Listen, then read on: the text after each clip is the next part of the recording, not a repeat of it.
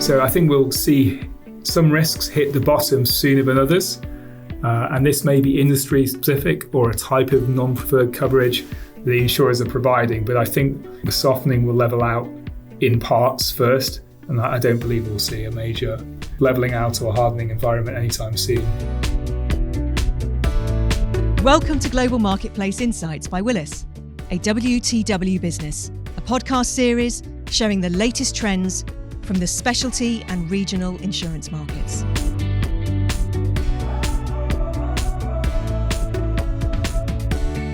Hello and welcome back to Marketplace Insight podcast series, where we're discussing the current state of the market for Asia. I am Ben Dunston, Placement Leader for Asia, and I'm delighted to be joined today by Steve Hutchinson, Head of Corporate Risk and Broking in Hong Kong, who's worked in this region for over 15 years. He leads the Hong Kong office and coordinates major placements for large Asian clients all over the world. You'll hear from my colleagues in specialty in their own podcasts about capacity, coverage and pricing particular to their markets and line of business. So we encourage you to access those reports within this website. Whether you're preparing for renewals or navigating new risks, this report is designed to help you make informed decisions. Steve, welcome to the podcast. Thank you, Ben. And let's dive into these questions. Okay. Steve, the first question in was, what can we tell our clients about the current and forecasted market conditions and rate trends in Asia? Okay, thanks, Ben. I think across Asia, the overall sentiment is that this year will broadly remain a competitive market for most commercial insurance lines. I think that's supported by ample regional capacity as well as global capacity, strong reinsurer capitalisation, and several years of favourable underwriting results. However, I think this outlook is highly conditional upon loss experience. Natural peril activity remains elevated and increasingly volatile. I think 2025 was the sixth consecutive year where globally insured cat losses exceeded $100 billion. That's according to Swiss Re, but some sources report up to a figure of around 130 billion for 2025. For Asia, I think we continue to experience a succession of floods, typhoons, earthquakes, and other secondary perils that continue to expose underinsurance and aggregation risk. So I think for this reason, any benchmarking will always be subject to outliers, and rate trends are really being driven by actual risk profile. That's right. And when we look at the rate environment in international markets, i.e. those that service large clients, for non-impacted, non-loss impacted risks and non-cat exposed risks, we're seeing a transitioning market with around 10 to 15% reduction for property, marine cargo, casualty, energy and financial lines risk. So it's quite a consistent picture. However, sometimes larger rate reductions if that risk is well managed or an appetite for a large number of insurers and has a lot of capacity available for it. As you said, Steve, rate pressures up and down are extremely multifactorial and dependent on profitability, industry, or account. And there are markets in Asia. Obviously, those are very diversified, and many of them march to their own tune. Asia is very diverse, and there are a lot of influences surrounding reinsurance, government policy, and traditional role of insurance, even in supporting the industries that are important in that country as well. So slightly different picture for a lot of the domestic markets, but the international market rate quite consistent with its 10 to sort of 15% and maybe more reductions. Second question we got, Steve, was, should clients expect rate softening to continue? And how long do you think that could go on for? Okay, well, I think there's no way of predicting it with full accuracy, but one of the ways we can look into it a bit more detail is to look at the financial results. So for 2025, I think the combined loss ratios overall for the major international insurers are at a promising level. The underwriting results look good, and that's even before you consider investment income, which is a large part of the revenue that they derive.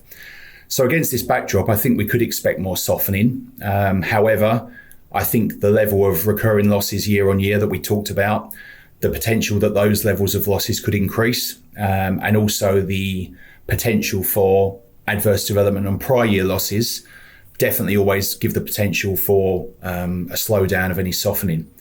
So I think insurers will remain somewhat selective where they can. And it's my personal opinion that those clients with strong risk quality and relationships will probably continue to outperform. Yeah, and then at a micro level, these conversations we've had just this week actually with the execs of major insurance companies, both independently said that their current portfolios remain technically adequate at today's rating environment. And I think what this means is that brokers such as Willis can continue to use this to as a lever for negotiations on clients' behalf. What has changed, though, I think in a macro sense within insurance is the use of data. This has massively improved in the last few years. And insurers have a much clearer picture and sometimes very forensic picture about the pockets of profitability within their portfolio. So I think we'll see some risks hit the bottom sooner than others. And this may be industry specific or a type of non-preferred coverage the insurers are providing. But I think the softening will level out in parts first. And I don't believe we'll see a major leveling out or hardening environment anytime soon. Okay, Ben, so I've got a question for yourself. I think my question would be, what strategic advice should Asian clients consider for their upcoming placements, given everything that we've just discussed? Well, I think the key is in differentiation. Major clients or clients entering the market right now, they're entering a softening environment where there's excess capacity. It's a really good time to surround yourself with the best possible panel of insurers around those core lines. And what do I mean by that? I mean, the experience, the insurer's experience in your industry is important, the level of their underwriting resources, and the client's access to decision makers. In practical terms, you could meet your insurers in person, either during a roadshow or you could diarise it during the year outside the renewal cycle. So you can create longer term commercial relationships with those key insurers that support you over a longer period of time, both in risk management and of course in claim support as well. So that would be my first piece of advice. The second piece of advice, I would say, ask about claims payment.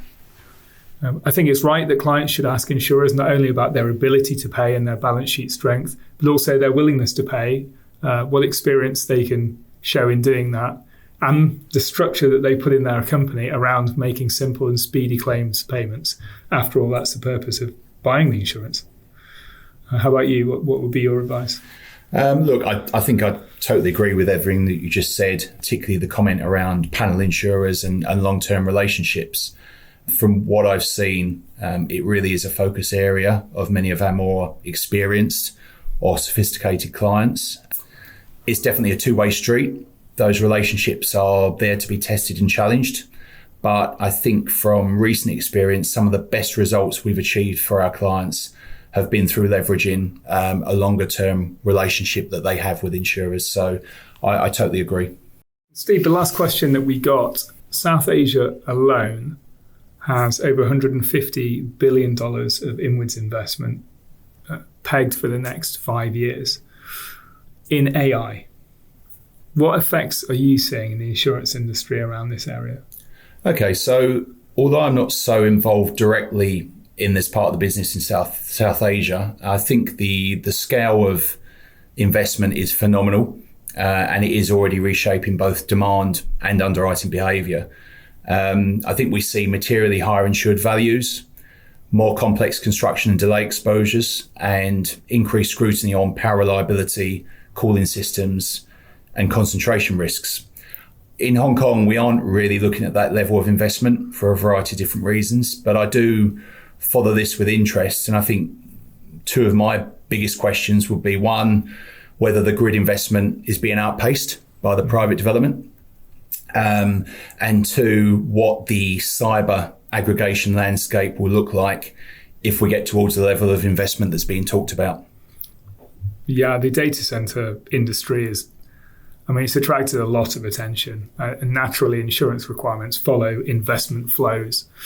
Inquiries tend to start the construction phase and then move through to operational property, commercial, general liability, cyber, as you mentioned. And the insurance market has been so active around providing large capacity solutions, stacked up behind the major insurer on a market facility. I find it's a rather traditional insurance response and maybe a little old-fashioned. I just maybe feel like more can be done on the client and risk advisory side across multiple lines of business. And actually, I think that's a key area for Willis and our data center proposition, focusing extensively on client needs, not structured insurance solutions. But data center industry definitely want to watch insurance and an investment space as well. That brings an end to our podcast. Steve Hutchinson, thank you very much. Thank you, Ben, for your contribution on this episode, and we look forward to presenting another episode later on this year. Thanks so much. Thanks. Thank you for joining this WTW podcast, featuring our latest global market commentary. WTW offers insurance-related services through its appropriately licensed and authorised companies in each country in which WTW operates. For further authorisation and regulatory details about our WTW legal entities operating in your country, please refer to our WTW website. It is a regulatory requirement for us to consider our local licensing requirements. The information given in this podcast is believed to be accurate at the time of publication. This information may have subsequently changed or have been superseded and should not be relied upon to be accurate or suitable after this date. This podcast offers a general overview of its subject matter. It does not necessarily address every aspect of its subject or every product available in the market, and we disclaim all liability to the fullest extent permitted by law.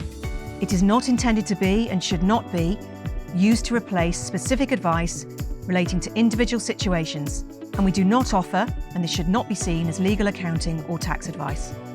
If you do intend to take any action or make any decision on the basis of the content of this podcast, you should first seek specific advice from an appropriate professional. Some of the information in this podcast may be compiled from third-party sources we consider to be reliable. However, we do not guarantee and are not responsible for the accuracy of such. The views expressed are not necessarily those of WTW. Copyright WTW 2026. All rights reserved.